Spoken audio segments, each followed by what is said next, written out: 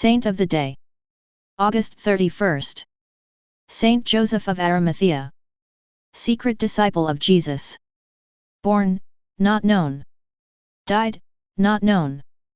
Venerated in Roman Catholic Church, Eastern Orthodox Church, Oriental Orthodox Church, Anglican Communion, Lutheranism. Feast, August 31st.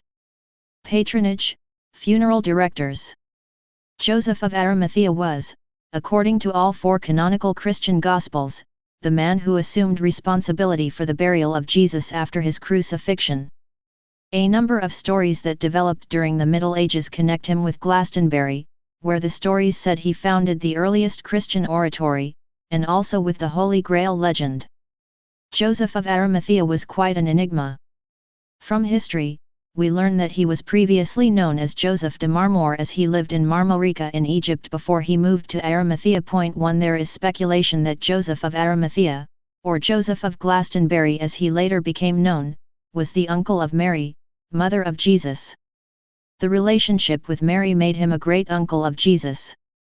From this, we may presume that he was an elderly man at the time of the crucifixion. We have a few verifiable details about Joseph except that he was quite wealthy. Some claim that Joseph of Arimathea was a merchant in metals and took young Jesus with him on his business trips to England, India, and even to South America. It is a well-documented fact that Britain led the world at this time with its tin mining. Joseph of Arimathea was referred to by the Romans as nobilis decurio or minister of mines to the Roman government. Joseph of Arimathea was not one of the original 12 apostles, but he was a disciple of Jesus and was an important man in his own right. He is mentioned in all four Gospels: Matthew 27:57-60, Mark 15:43-46, Luke 23:50-55, John 19:38-42. He was a high counselor, a voting member of the Sanhedrin too, which officially wanted Jesus condemned to death. We may speculate that he had not consented to, or agreed with, the decision to push Pontius Pilate to impose the death penalty upon Jesus. In spite of his relationship with Jesus, his loyalty to him was largely kept secret, John 19:38. Jesus was obviously unpopular with the elders of the church, and to outwardly support him did not bring favor in their eyes, John 19:38. Even though Joseph of Arimathea had attempted to keep his love for Jesus a secret, he boldly went to Pilate and asked for the body of Jesus to be placed in his trust. This is significant in and of itself.